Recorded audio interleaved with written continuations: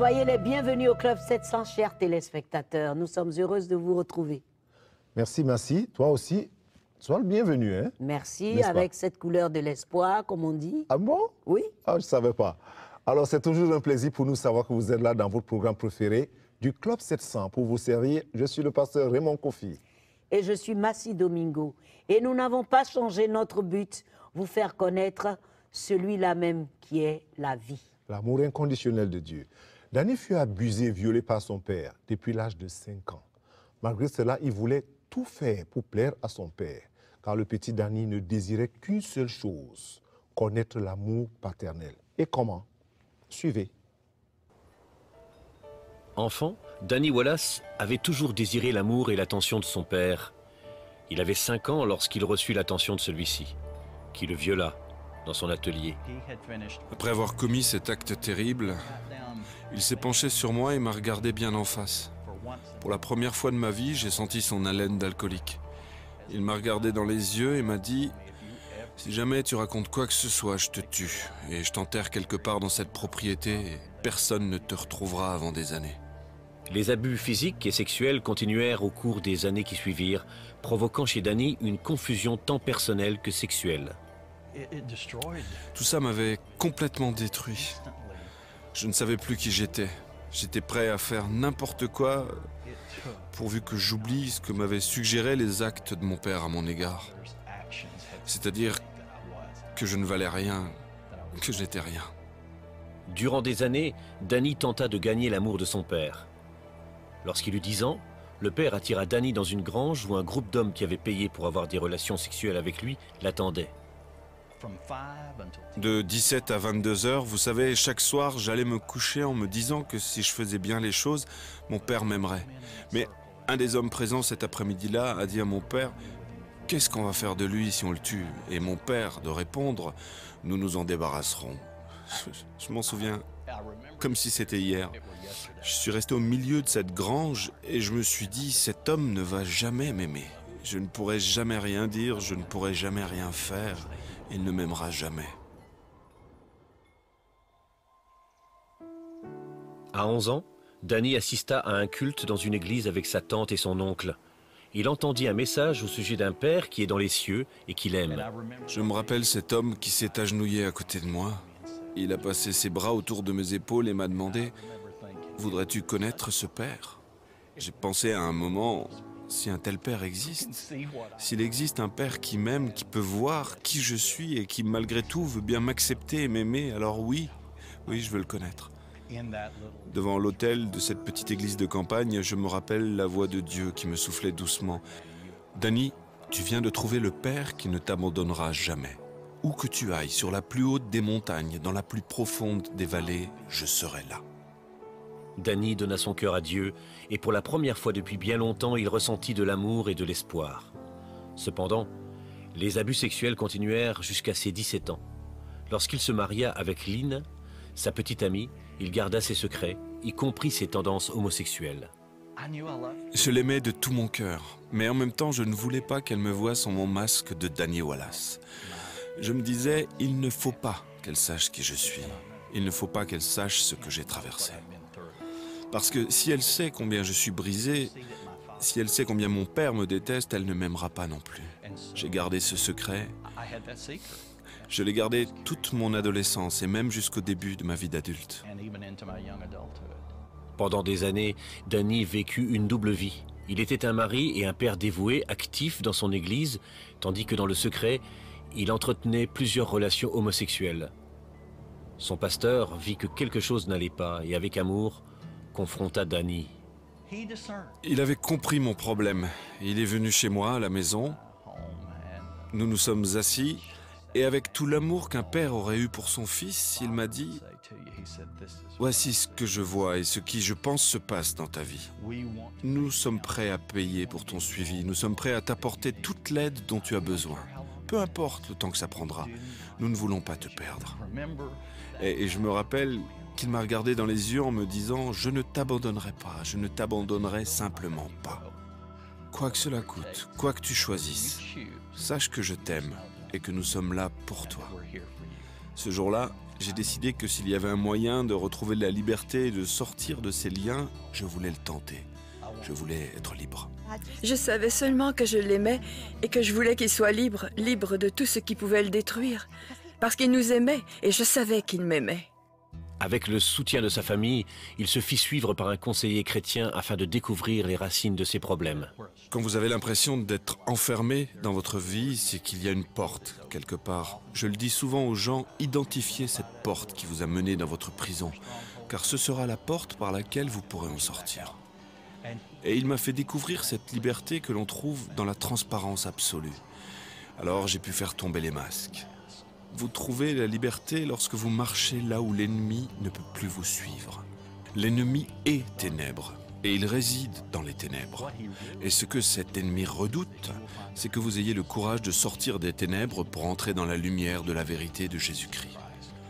Parce que si vous entrez dans cette lumière, vous marcherez là où il ne pourra jamais vous suivre. L'une des dernières étapes qu'il franchit vers la liberté fut de pardonner à son père avant qu'il ne décède.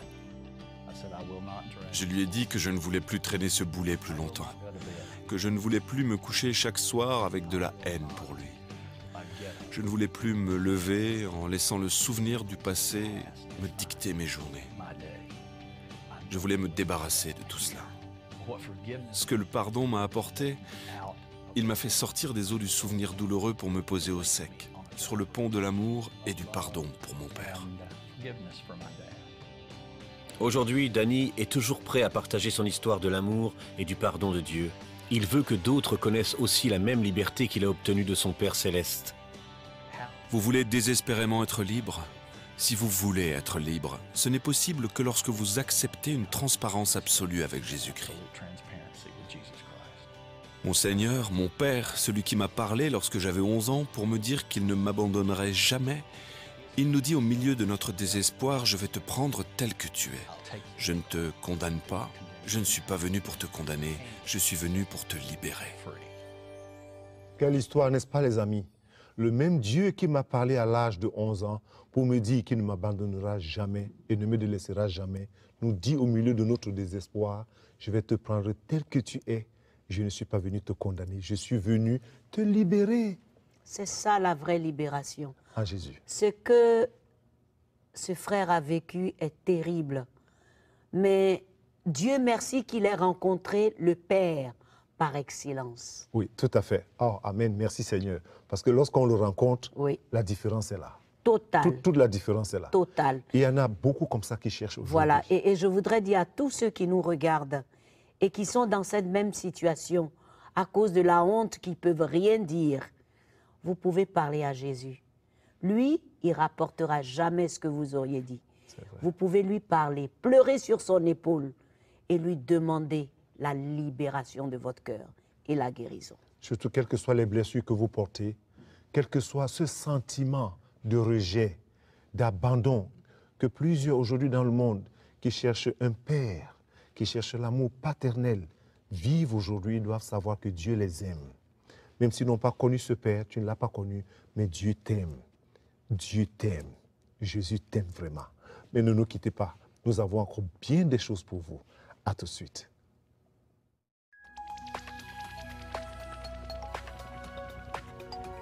Si vous avez des questions spirituelles, des besoins de prière ou même si vous avez besoin de conseils, n'hésitez pas à nous contacter aujourd'hui à cette adresse ou au numéro suivant. Nos conseillers sont là pour vous aider. N'oubliez pas, nous sommes là pour vous.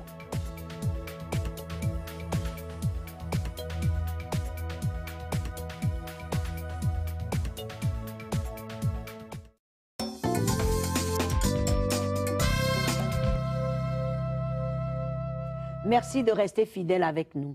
Sam, à l'âge de 10 ans, était déjà accro à la drogue, à l'alcool, tandis que sa mère faisait, elle, tout simplement, la contrebande de l'alcool. Alors encore adolescent, il finit par devenir un vrai dealer. Et oui, regardez. Quand je n'étais encore qu'un petit garçon, je me souviens très bien que ma mère faisait de la contrebande d'alcool. Des hommes, des femmes venaient chez nous chaque jour, à n'importe quelle heure. À 12 ans, Sam Cox avait déjà des relations sexuelles, buvait, fumait et prenait de la drogue. Je me disais que je pouvais le faire sans problème puisque les autres le faisaient. Malgré ses activités illégales, la mère de Sam l'emmenait à l'église chaque semaine. Il chantait un cantique qui disait « Viens à Jésus maintenant ». Et je me suis avancé pour être sauvé. Je me suis dit que puisque j'allais à l'église, Dieu allait arranger toutes choses. Mais j'ai découvert que ce n'était pas le cas. À l'adolescence, les choses se sont même empirées. Ma drogue préférée était la cocaïne. Je me suis mis à sniffer de la poudre et même à vendre de la drogue. Sam se faisait 3 000 $ par semaine en vendant de la drogue. Son autre passion était le baseball. J'aimais vraiment beaucoup ce sport parce que j'étais très bon à la batte. J'étais capable de lancer la balle vraiment très très loin. Des recruteurs s'intéressaient à moi et je savais que je pouvais aller à un niveau supérieur. Le rêve de Sam de pouvoir jouer au baseball s'évapora, car il n'avait pas assez de crédit pour terminer ses secondaires, ce qui le rendit inéligible pour jouer au niveau supérieur. Au lieu d'aller jouer au baseball à l'université, Sam devint dealer.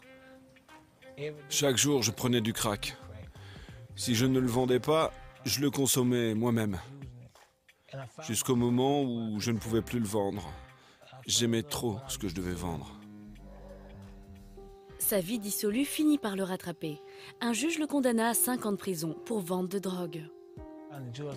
Le juge a dit que si on me trouvait un centre de désintoxication, je pourrais y aller. C'est ce qui s'est passé. Ils ont trouvé un endroit qui s'appelait The Bridge. J'y suis resté pendant 6 mois. Et 1 année durant, j'ai été clean. Mais ensuite, j'ai recommencé à vendre de la drogue. La mère de Sam avertit son agent de libération conditionnelle et le tribunal le renvoya en désintoxication. J'y suis allé 90 jours pour ne pas faire de la prison et pouvoir retourner dans la rue ensuite. Au fond de moi, je savais que je n'étais pas prêt à faire ce qui était bien. Sam fut de nouveau repris par la justice et passa 13 mois derrière les barreaux. Quelques mois après sa libération, Sam fut arrêté encore et condamné à 20 ans. C'est alors que j'ai dit « Seigneur, aide-moi parce que je veux te connaître quand je traverse la vallée ». Je savais que si je n'arrêtais pas, j'allais mourir. Sam purgea 5 ans et 6 mois de sa peine de 20 ans. Il mit ses années à profit pour renouveler petit à petit sa relation avec Dieu. C'est un processus, le processus de prendre sa parole chaque jour et de la méditer jour et nuit. Lorsque Sam fut libéré en 2000, il était un autre homme. J'ai vu ma vie changer parce que j'ai eu l'assurance de la foi en la parole de Dieu. Quelles que soient les circonstances, quelle que soit la situation, je gagne toujours. Parce qu'il m'appelle toujours au triomphe et à la victoire. Le changement de vie de Sam fut si extraordinaire qu'en 2007, il bénéficia d'un pardon officiel total. Aujourd'hui, il dirige sa propre entreprise de vente de voitures et retourne chaque semaine dans la prison de Gadsden. Beaucoup de gens disent « accro un jour, accro toujours », mais ça n'est pas vrai. Les gens savent comment je vivais avant. Ils voient de leurs yeux quelqu'un dont la vie a changé. Dieu est le même Dieu hier, aujourd'hui et éternellement. Il peut faire la même chose pour toi. La revendication du ciel. Je voudrais partager ceci avec vous. Depuis la nuit des temps, il y a un cri qui s'élève du ciel vers les hommes que nous sommes. Ce cri, c'est la revendication du ciel. Et il y a une logique derrière cette revendication de Dieu, d'occuper la toute première place, cette place qui lui revient de droit sur la terre et dans les cieux. Quand nous-mêmes, ou bien pour nous, la place qui est la sienne, tout le tracé de notre vie va de travers, c'est-à-dire lorsque nous abandonnons Dieu, rien ne remplira et ne pourra remplir cette place qui est la place de Dieu, jusqu'à ce que notre cœur, dans notre cœur, il prenne la décision de remettre Dieu à sa place. Dieu sera exalté dans ma vie par-dessus tout, doit être le cri de chaque personne. Il déclare dans sa parole que ceux qui l'honorent, il les honore. Cette ancienne loi du royaume reste valable aujourd'hui, et ce malgré le passage du temps et les grâces nouvelles que nous connaissons aujourd'hui. Car toute la Bible et chaque page de l'histoire proclame la pérennité de celui qui nous sert de Père et celui qui va l'honorer en disant « Seigneur Jésus, je déclare que tu es mien et que je suis tien. » Dans les Saintes Écritures, nous voyons les gens qui, à un moment donné, ils ont compris que sans Dieu, ils ne pouvaient aller nulle part. Aujourd'hui, Lorsqu'on parle des revendications, on entend dans des nations les gens qui revendiquent le droit de ceci, le droit de cela, ou d'autres qui pensent qu'ils ont droit à ceci, ils ont droit à cela. Nous devons nous poser une question, en laissant mon message de côté. Quel est le droit de Dieu dans ta vie? Qu'est-ce que Dieu veut dans ta vie et dans ma vie? Il veut le cœur. Il veut le cœur de l'homme. C'est pour cela qu'il y a la croix. La croix de Jésus signifie que Dieu veut le cœur de l'homme. Pourquoi? Jésus est mort sur la croix et vous connaissez de quoi il est mort. Il est mort par arrêt cardiaque. C'est-à-dire son cœur s'est arrêté de battre pour que le mien et le tien continuent à battre. C'est pour cela que dans les Écritures, il est dit, mon fils, donne-moi ton cœur. Dieu dit, donne-moi ton cœur, parce que moi j'ai donné le cœur de mon fils pour que le tien continue à battre. Donner le cœur à Jésus veut dire quoi? Confesser ses péchés par la repentance, reconnaître qu'on est pécheur et qu'on a besoin d'un nouveau cœur, parce que celui que nous possédons aujourd'hui ne peut pas nous aider à arriver au ciel. Jésus, viens dans mon cœur, change mon cœur, fais de moi ton enfant. Je te reçois comme mon Seigneur et mon Sauveur personnel. Alors la revendication du ciel aura sa pleine place dans ta vie et pleinement. Que Dieu te bénisse si tu comprends ce cri qui est encore là, tout de suite, dans ton cœur, que Dieu veut la place de ton cœur. Sois béni. Que Dieu te bénisse. Merci beaucoup, pasteur. Donnez cette place à Dieu, c'est très urgent. Ne nous quittez pas tout de suite.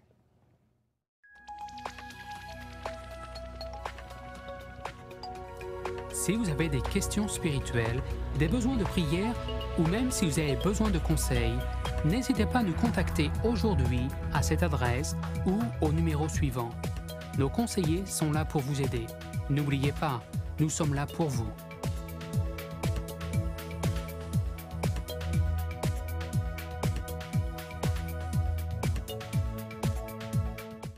Bonjour, je suis Massi Domingo. En tant qu'animatrice du Club 700, j'ai eu le privilège de voyager partout dans le monde et de voir tout ce que nous avons pu faire grâce à CBN et aux amis du Club 700. Partout dans le monde, nous partageons l'amour de Jésus-Christ avec ceux qui ont perdu tout espoir.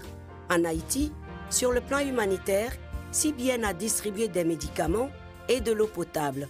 Aussi en Chine, nous avons aidé cette veuve et ses 2 filles à éviter la famine avec des semences à cultiver et nous avons restauré leur maison, ce qui les a remplis de joie et d'espoir.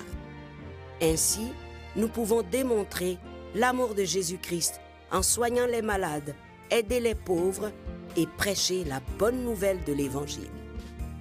Voilà ce que nous avons pu faire vraiment grâce à tous les amis du Club 700 à travers le monde.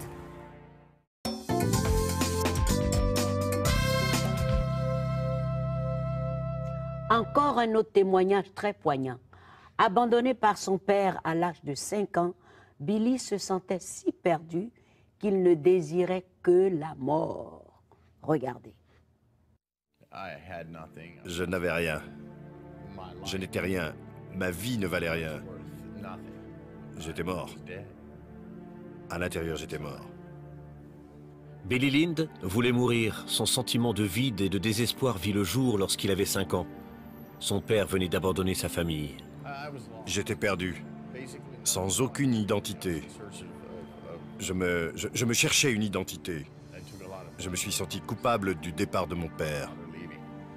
Jeune adolescent, Billy avait déjà passé plusieurs années en détention juvénile pour fugues répétées. J'ai été violé et sodomisé, entre autres choses du registre de la torture. Et cela des mains des responsables des jeunes, qui étaient censés être là pour me protéger. Tous ces viols n'ont fait qu'augmenter chez moi le sentiment de vide. Lorsqu'il n'était pas en détention, il traînait les rues, où il apprit qu'il pouvait vendre son corps pour de l'argent. J'étais complètement passé en mode survie. En même temps, je me sentais vide, seul et perdu. Sans cesse à chercher ce qui allait pouvoir combler le grand trou noir que je ressentais, mais sans aucun succès. Le sexe, c'était pratiquement la seule chose qui me permettait de survivre. C'est ce que je devais faire pour survivre, et je me suis rendu insensible à tout. J'avais une si pauvre image de moi et de ma valeur à l'époque que je croyais n'être qu'un jouet humain pour qui voulait m'utiliser pour satisfaire un fantasme. Arrivé à la vingtaine, il proposa ses services d'escorte. Il joua aussi dans des films pornographiques et des shows sexuels en direct. Le monde de la pornographie n'est en rien ce qu'il semble être. Il ne fait rien d'autre que creuser un énorme trou noir dans votre âme. Pour résister à tout cela, j'ai commencé à prendre de la cocaïne à forte dose. Il finit par échanger la cocaïne pour le crack. La première fois, j'ai eu l'impression d'être le moteur du train le plus rapide du monde. Mais par la suite, c'était comme si j'étais seulement une voiture. Et des années plus tard, je n'étais plus qu'une vieille guimbarde. Mais dans ma pensée, dans la folie de la drogue et de la dépendance, je me disais que si je pouvais mieux me droguer la fois suivante, avec une drogue de meilleure qualité, je pourrais redevenir un moteur puissant comme au début. Mais cela n'est jamais arrivé. Billy passait jour et nuit dans son débarras à fumer du crack et à se faire du mal. Je me suis fait des entailles, je me souillais de mon propre sang. Je plantais des pics et des aiguilles dans les nerfs de mes dents juste pour ressentir quelque chose. Je voulais toujours ressentir les choses. Je cherchais tout ce qui faisait couler du sang, qui me faisait souffrir. Parce que la douleur valait mieux que rien. J'étais glacé, insensible, sans aucune impression de vivre. Billy vécut dans son débarras pendant 10 ans, n'en sortant que pour vendre son corps pour de l'argent afin de s'acheter du crack. C'est là que j'allais finir. Peu importe tout le crack que je devais prendre, ou l'alcool que je devais boire, j'allais continuer jusqu'à ce que je meure. Mais rien ne fonctionnait en termes de suicide. Et je me suis décidé à utiliser une arme. J'allais mettre un pistolet en bouche et appuyer sur la détente. Ça, au moins, ça allait marcher. Mais avant d'avoir pu appuyer sur la détente, il aperçut quelque chose qui le figea sur place. J'avais depuis longtemps cessé de me regarder dans le miroir, à cause de tous mes sentiments de honte et de culpabilité. Mais à ce moment, je me suis entrevu dans le miroir et je ne pouvais pas voir mes yeux. Cela me fit quelque chose.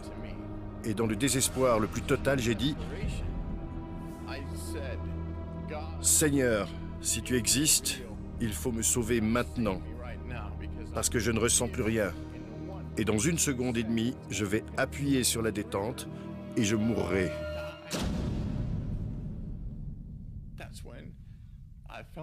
C'est à ce moment que j'ai senti l'Esprit de Dieu et sa main droite se tendre vers moi pour toucher mon âme.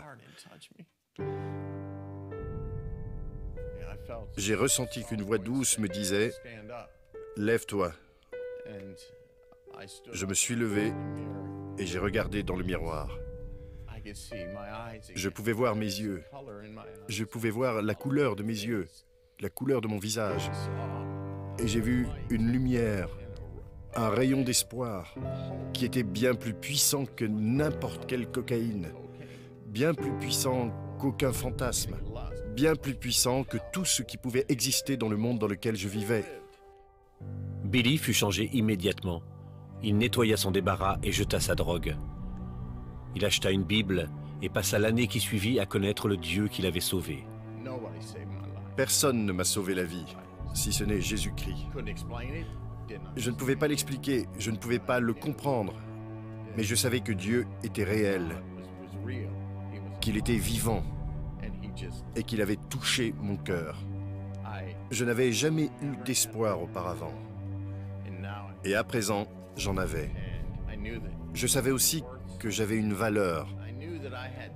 Je savais que j'avais quelque chose qui était mieux que tout ce que j'avais connu depuis 40 ans.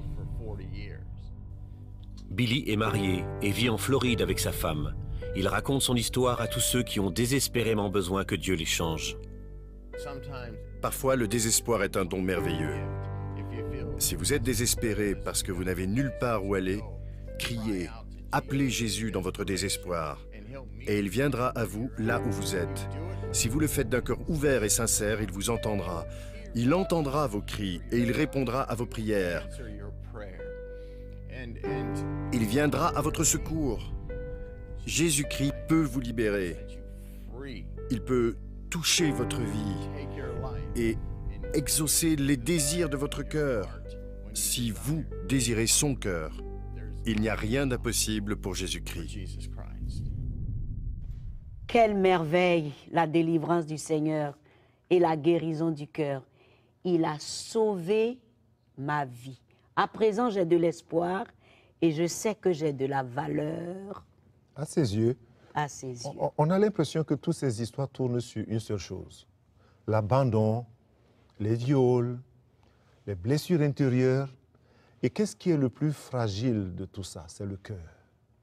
C'est toujours le cœur qui est touché. C'est le cœur qui prend tout. Oui, c'est Le cœur qui rejet, encaisse, c'est le cœur. oui.